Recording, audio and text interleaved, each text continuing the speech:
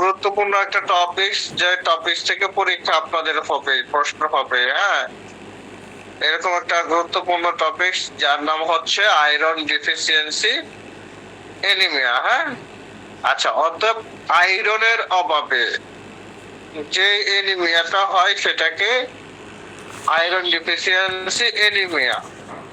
এটা classification of anaemia যে পড়ছিলাম, সেখানে মাইক্রোসাইটিক হাইপোক্রমিক এনিমিয়ার এক্সাম্পল ছিল আয়রন ডিফিসিয়েন্সি এনিমিয়া। আমরা ক্লাসিফিকেশন অফ এনিমিয়া পড়ছিলাম না, ম্যাক্রোসাইটিক, মাইক্রোসাইটিক হাইপোক্রমিক, নর্মোসাইটিক হাইপোক্রমিক পড়ছিলাম না, ক্লাসিফিকেশন অফ এনিমিয়া যে পড়ে আসলাম না, ওইখানে আপনার হচ্ছে এক্সাম্পল পড়ছিলাম কি, এক্সাম্পল পড়ছিলাম হচ্ছে আপনার আয়রন ডিফিসিয়েন্সি এনিমিয়া হচ্ছে ম্যাক্রোসাইটিক হাইপোক্রমিক এনিমিয়ার এক্সাম্পল। ম্যাক্রোসাইটিক হাইপোক্রমিক এনিমিয়ার এক্সাম্পল হচ্ছে আয়রন ডিফিসিয়েন্সি এনিমিয়া আর হচ্ছে থ্যালাসেমিয়া। মনে আছে না? এটা মনে রাখতে হবে। আচ্ছা,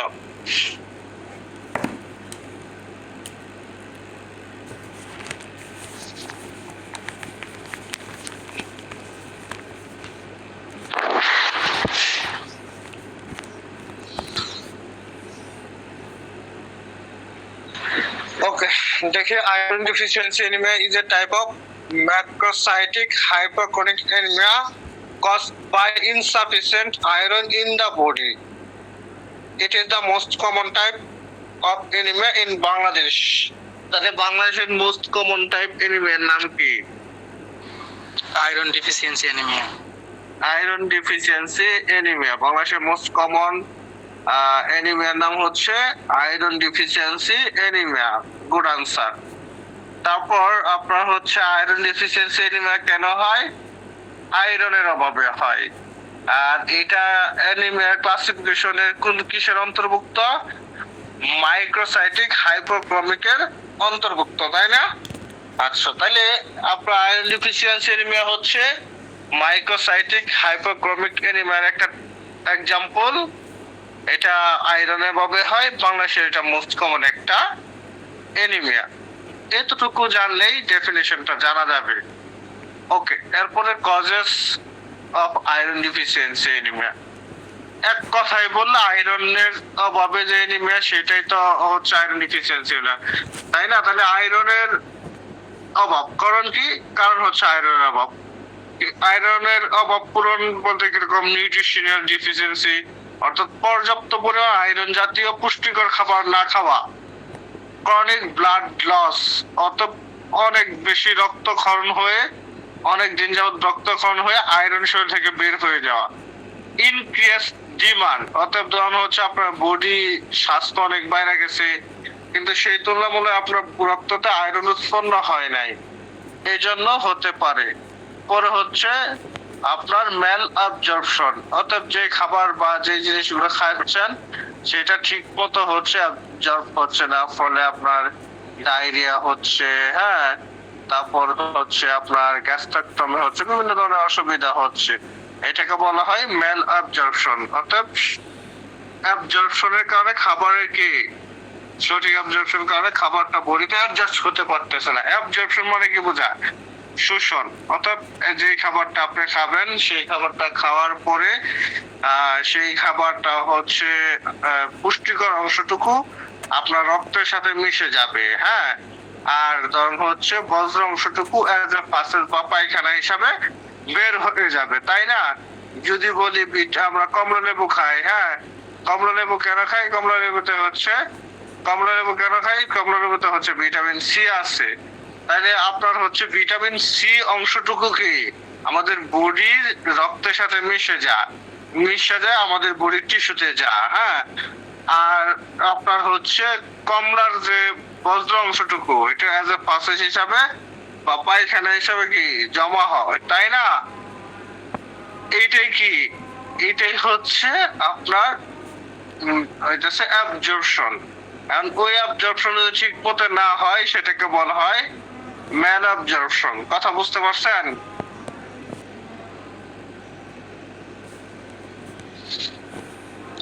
ওকে, ওকে তাহলে causes of iron deficiency anemia, nutritional deficiency, chronic blood loss, increased demand, malabsorption. Just 4টা পয়েন্ট মনে রাখলেও হবে, ঠিক আছে? এরপরে যদি এক্সাম্পল দিতে পারেন ভালো হবে। Nutritional deficiency, example poor dietary intake, chronic blood loss, peptic ulcer, তারপরে হচ্ছে আপনার এটা দিলেই হবে হুকম ইনফেকশন, অথবা ওই যে আছে না আপনার কি না ওই কৃমি আছে, কৃমি আপনার মনে করেন যে অনেক দিন যাবত আপনার কৃমি হয়েছে, এরকম সমস্যা থাকলেও সেই ক্ষেত্রে কি আপনার এই রক্ত শূন্যতা বা আয়রনের ঘাটতি হতে পারে, ঠিক আছে? এরপর increase demand such as during pregnancy and growth spurt, অর্থাৎ ধরুন হচ্ছে প্রেগন্যান্সির সময় খেয়াল করে দেখবেন যারা হচ্ছে আপনার গর্ভবতী মা বোন যারা থাকে এদেরকে অনেক বেশি কি সাজেস্ট করা হয় আয়রনের বড়ি খাইতে বলে। আয়রনের ওষুধ খাইতে বলে কেন? আয়রনের ওষুধ খাওয়া হচ্ছে যেন তার বডিতে আয়রনের যে ঘাটতিটা পূরণ হয়। যখন সে হচ্ছে গর্ভবতী থাকে তখন সে 1জন থেকে 2জন হয়ে যায় না, 2জন হয়ে যায়। তাহলে 2জনের যে মানে বডির ডিমান্ডটা সেটা পূরণ করার জন্য বেশি পরিমাণে প্রয়োজন হবে না? অবশ্যই বেশি পরিমাণে প্রয়োজন হবে। আচ্ছা, এরপরে হচ্ছে আপনার মেল অ্যাবজর্পশন। মেল অ্যাবজর্পশন তো বুঝাইছি, তাই না? তাইলে আপনারা একটু কষ্ট করে সুন্দর করে কজেসটা শিখবেন। এরপর হচ্ছে ক্লিনিক্যাল ফিচার, অর্থাৎ ধরুন হচ্ছে আয়রন ডিফিসিয়েন্সির মানে লক্ষণ দেখা দিলে আপনি তার কি কি লক্ষণ বোঝা যাবে, মানে আয়রন ডিফিসিয়েন্সি হয়েছে, এখন তার কি কি লক্ষণ দেখে আপনি অনুমান করবেন যে হ্যাঁ ওর আয়রন ডিফিসিয়েন্ট বা আয়রনের ঘাটতি থাকতে পারে। তার শরীর সহজে ঘেমে যাবে, উইকনেস থাকবে, হার্টবিট বেড়ে যাবে, হ্যাঁ, ঘুম ঘুম ভাব আসবে। তারপরে হচ্ছে আপনার গ্লোসাইটিস হবে। গ্লোসাইটিস কি? গ্লোস মেডিকেল টার্মে গ্লোস বলতে কি বোঝায়? জিহ্বাটাকে বোঝায়, জিহ্বাটাকে বোঝায়। গ্লোসোফারেঞ্জিয়াল বা গ্লোস, হ্যাঁ, গ্লোসাইটিস। গ্লোস বলতে জিহ্বা, অর্থাৎ জিহ্বার মধ্যে গা হবে, হ্যাঁ। তারপরে অ্যাঙ্গুলার চেরিস, হ্যাঁ, এরকম হচ্ছে আপনার এই যে আছে না এই আমাদের যে ঠোঁট আছে, ঠোঁটের কোনা দিয়ে গা হবে, হ্যাঁ। তারপর লোকগুলো ভঙ্গুর হয়ে যাবে, এরকম অবস্থা হবে, বুঝতে পারছেন? এছাড়া হচ্ছে আপনার আমরা আয়রন ডিফিসিয়েন্সি মানে যে হয়েছে সেটা বুঝবো কিভাবে? ব্লাড টেস্টের মাধ্যমে সিবিসি করতে দিব। সিবিসি করতে দেওয়ার পরে আমরা যদি তার হিমোগ্লোবিন ল দেখি, হ্যাঁ, পরে পিসিবি বা এমসিএফ অথবা রক্ত উৎপন্ন হওয়ার পরিমাণ যদি ল দেখি, হ্যাঁ, বা হচ্ছে আপনার আরবিসির পরিমাণ যদি কম দেখি, হ্যাঁ, তাহলে আমরা খুব সহজেই হচ্ছে এটা বুঝতে পারবো। এই জিনিসগুলো আপনাদের প্রয়োজন হয় না, তারপর একটু মানে জানতে হবে। এইখানে ওরা একটা জিনিস তুলে দিছে, যে জিনিসটা হচ্ছে ওরা ভুল করছে, বুঝছেন? আসলে এই বইটা মানে আগের বইটা থেকে মানে তুলনামূলক ভাবে কম সুন্দর, আগের বইটা সুন্দর। এখানে আপনার হচ্ছে short note on iron deficiency anaemia, এই প্রশ্নটা আসলে কি কি উত্তর দিতে হবে? উত্তর দিতে হবে আপনার হচ্ছে আয়রন ডিফিসিয়েন্সির ডেফিনেশন, কজেস, এবং হচ্ছে প্রিভেনশন, বা এই মানে আপনার যেন হচ্ছে মানে যেন আয়রন ডিফিসিয়েন্সি এনিমিয়া না ঘটে এই জন্য কি করবেন, অথবা আপনার হচ্ছে ম্যানেজমেন্ট, হ্যাঁ, এটা হইলে আপনি কি করবেন। এই পয়েন্টগুলো এখানে অ্যাড করা উচিত ছিল, যেটা এখানে অ্যাড করে নেয়, বুঝছেন? যেহেতু অ্যাড করে নেয় তো ডেফিনেশনটাই শিখবেন, কজেসটাই শিখবেন। ক্লিনিক্যাল ফিচার বা ইনভেস্টিগেশন এটা আপনাদের প্রয়োজন নাই, কারণ আপনারা তো ডাক্তার হবেন না যে এত কিছু আপনাকে জানতে হবে, ঠিক আছে? আচ্ছা, এরপর আমরা যে টপিকস পড়বো সেই টপিকস খুবই গুরুত্বপূর্ণ একটা টপিকস, যার নাম হচ্ছে ইএসআর, এরাইথ্রোসাইট সেডিমেন্টেশন রেট। খুবই গুরুত্বপূর্ণ একটা পয়েন্ট ইএসআর। আমরা ইএসআরটা সুন্দর করে শিখবো ইনশাআল্লাহ।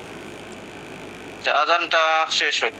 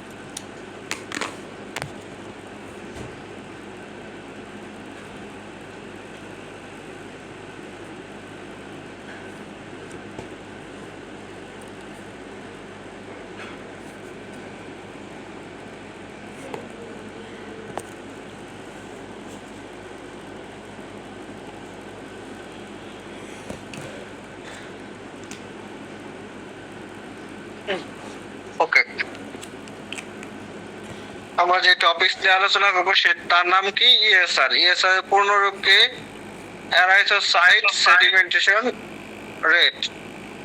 অতএব আমাদের যে আরবিসি সেলটা আছে, আরবিসি সেলটা হচ্ছে ইএসআর ফ্লুইড ইউজ করার পরে সেটা কতটুকু তলানিতে জমে, এটার উপর ডিপেন্ড করে আপনার হচ্ছে এটার রেজাল্টটা আসে।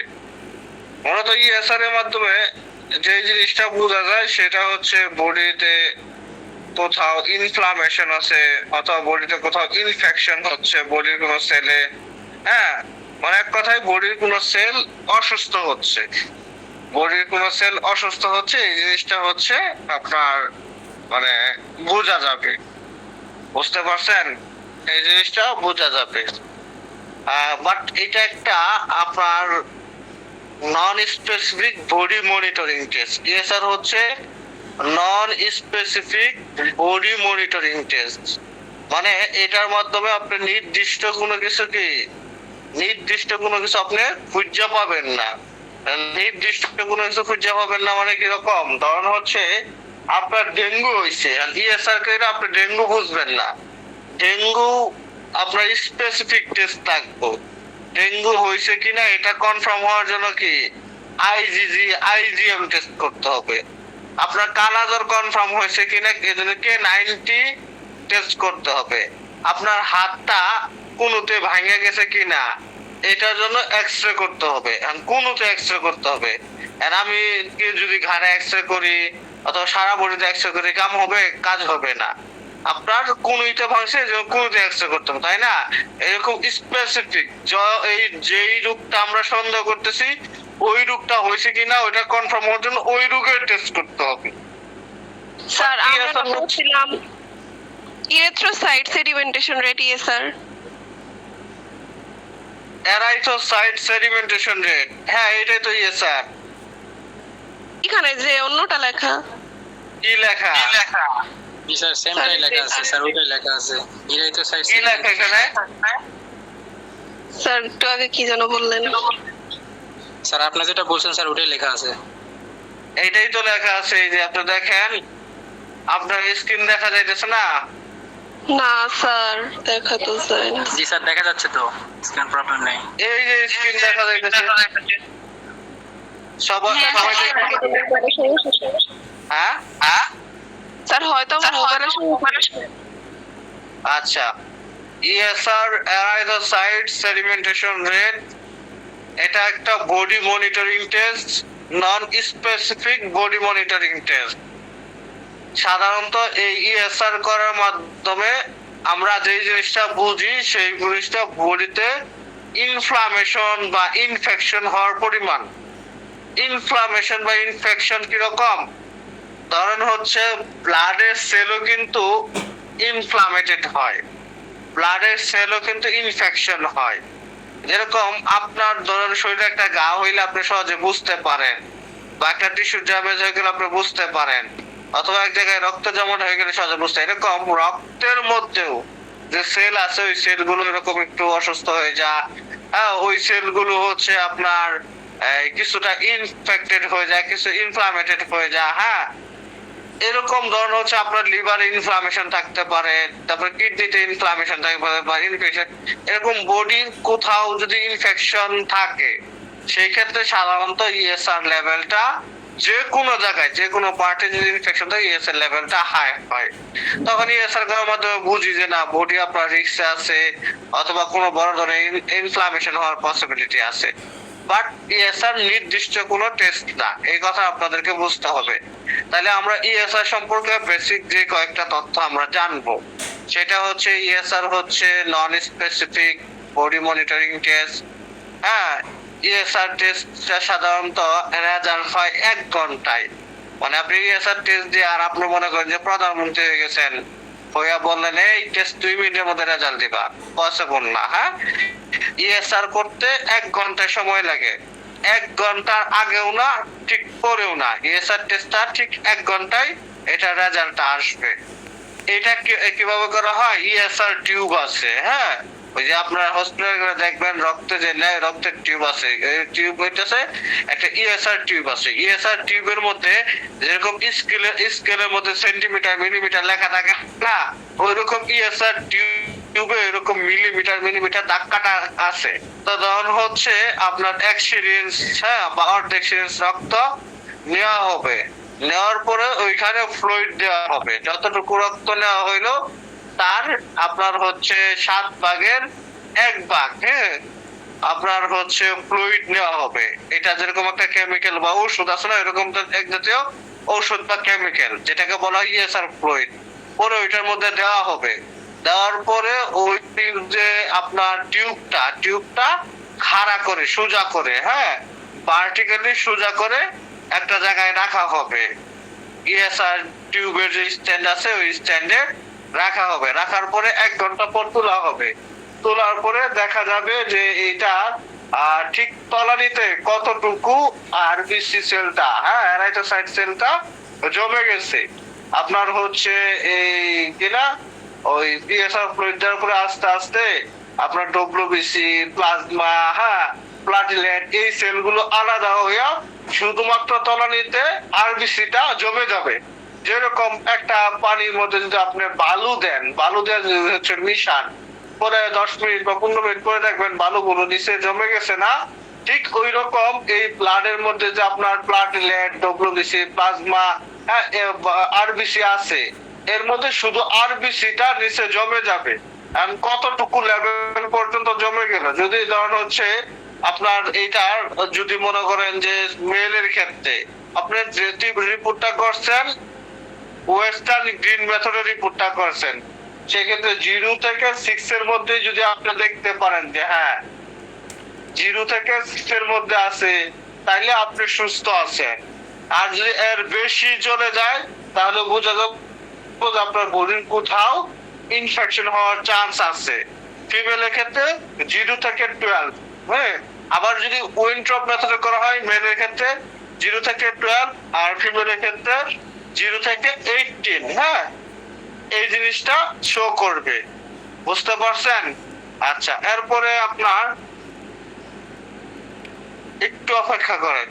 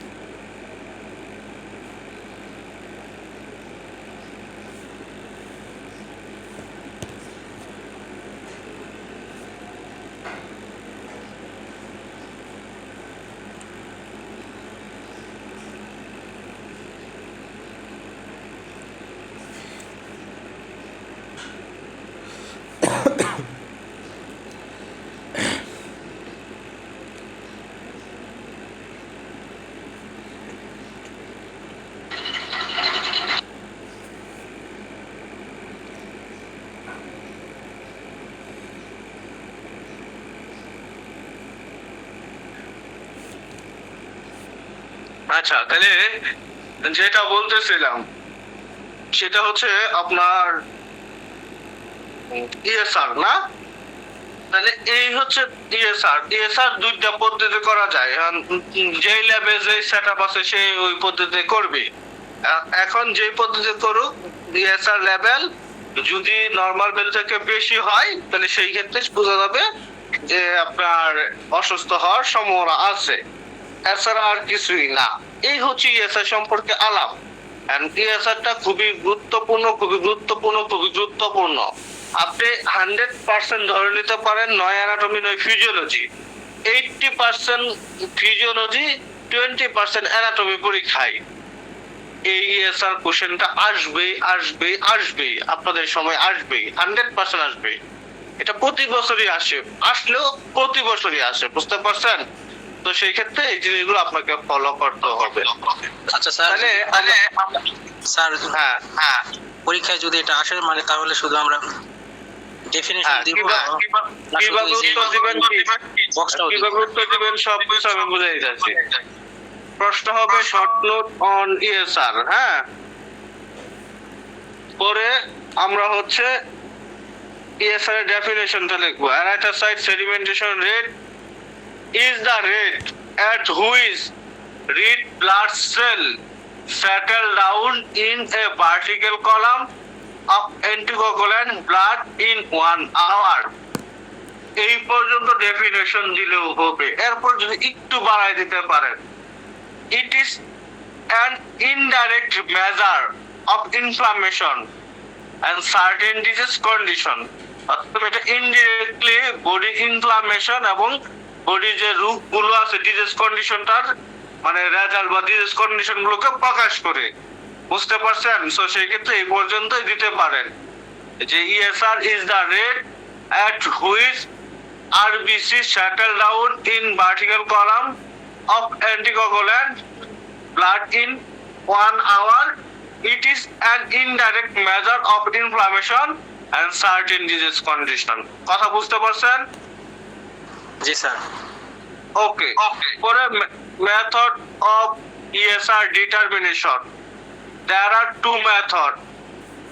প্রথমে লিখবেন ওয়েস্টার্ন গ্রিন মেথড, পরে লিখবেন উইনট্রপ মেথড। তাহলে একটা সুবিধা আছে, আমি সুবিধাটা বুঝাইতেছি। তাহলে মেথড কয়টা? দুইটা। একটা হচ্ছে এক নাম্বার ওয়েস্টার্ন গ্রিন, 2 নাম্বার উইনট্রপ। মনে থাকবো? এক নাম্বার হচ্ছে ওয়েস্টার্ন গ্রিন, 2 নাম্বার কি উইনট্রপ।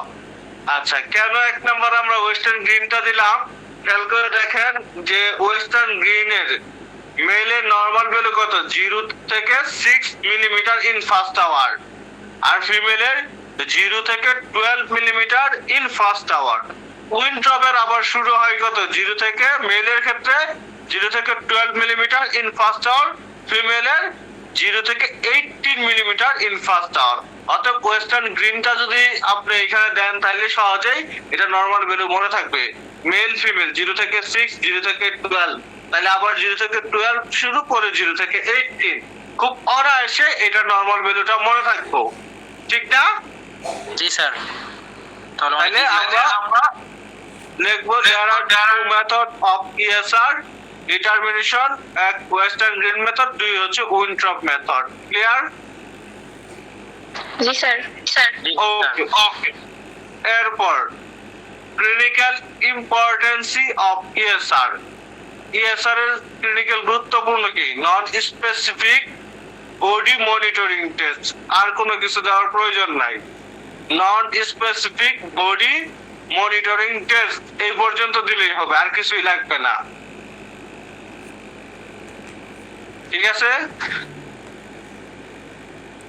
ওকে। এরপর হচ্ছে ফ্যাক্টর ইনফ্লুয়েন্সিং ESR, অর্থাৎ ESR এ কোন কোন ফ্যাক্টর গুলো ইনফ্লুয়েন্স করে। হ্যাঁ, মানে সঠিক পদ্ধতি আপনার মেজারমেন্ট বা সিস্টেমটাই বুঝাইছে। এক হচ্ছে মেথড অফ ডিটারমিনেশন, অর্থাৎ কোন পদ্ধতিতে আপনি ESR টা মেজারমেন্ট করলেন। পরে হচ্ছে আপনার the length and diameter of ESR tube. এখন মনে করেন যে ESR টিউব এত বড় একটা বাড়ির মতো একটা টিউব নিলেন, তাহলে কি সঠিক মেজারমেন্ট আসবে? না। যেটা আপনার হচ্ছে এই ভার্টিক্যাল ছোট টিউব ওইটা নিতে হবে, অথবা একদম কলমের মতো সরু একটা নিলেন, তাহলে তো ESR লেভেল হাই চলে আসবে, অনেক বেশি দেখাবে। একদম বাটির মতো যদি বড় নেন তাহলে ESR লেভেল 0 আসবে বা সঠিক রেজাল্ট আসবে না। এই জন্য ESR এর যে নির্দিষ্ট টিউবটা আছে ওই টিউবটা নিতে হবে। an amount of anticoagulant used, ওই যে ESR যে ফ্লুইড ইউজ করলেন ওইটার নাম হচ্ছে অ্যান্টিকোগুল্যান্ট। এটার নাম কি? অ্যান্টিকোগুল্যান্ট।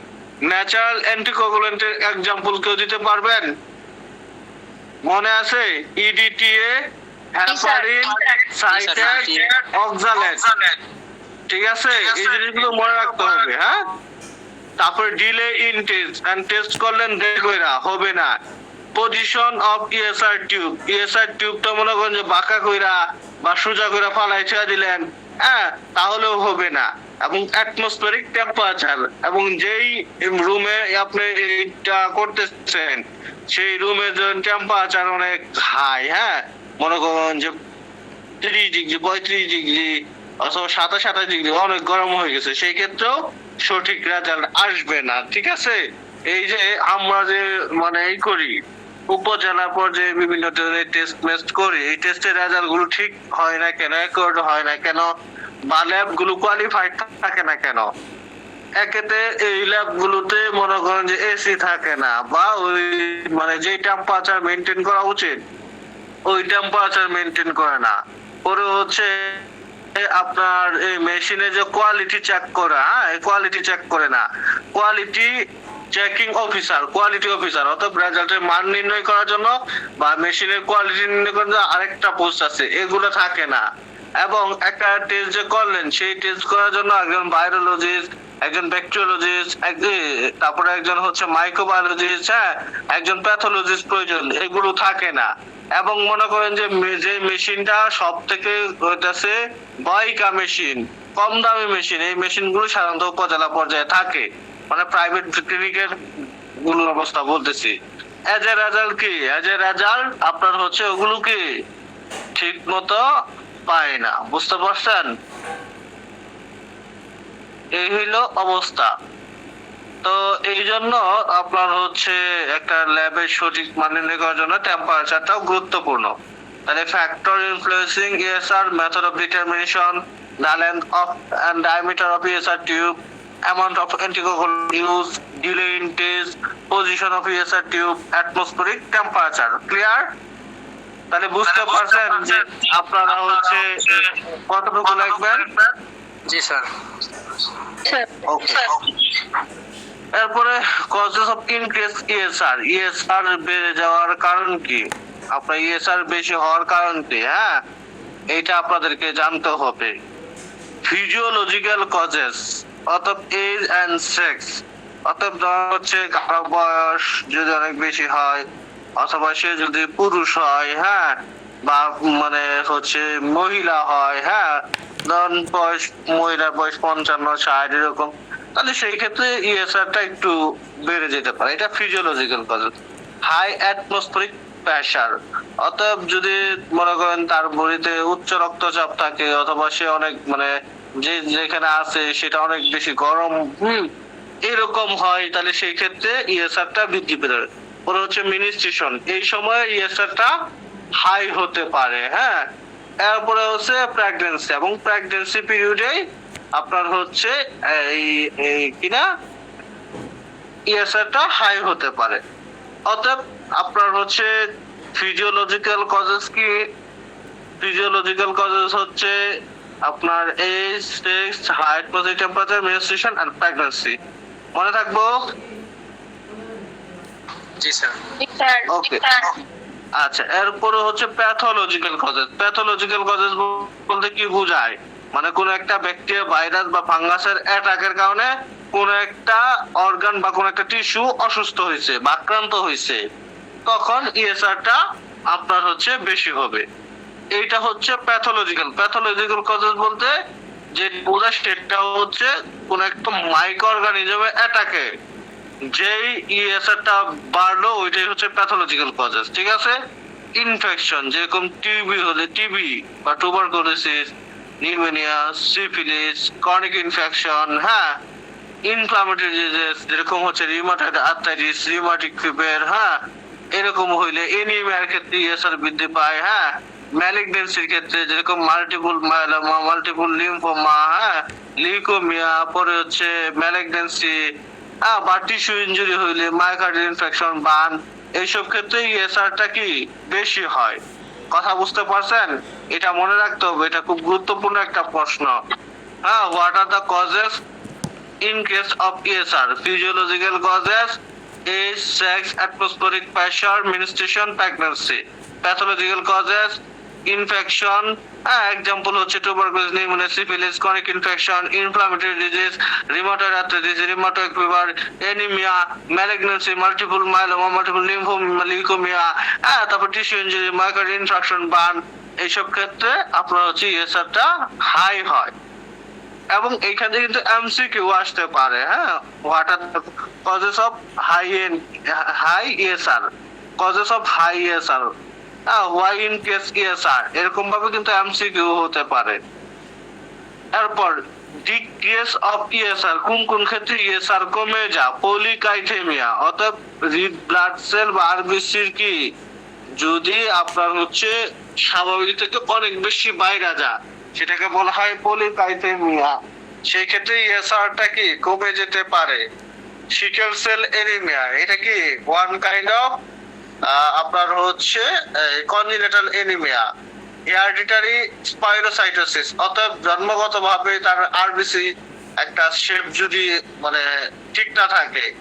কনজেস্টিভ হার্ট ফেলিওর, অর্থাৎ যদি রক্ত জন্মাতার বা রক্ত হচ্ছে যে চলাচল করে এখানে কোনো একটা সমস্যার কারণে যদি হার্ট ফেলিওর হয়, হ্যাঁ, এইসব কারণে হচ্ছে আপনার ইএসআরটা কমে যেতে পারে।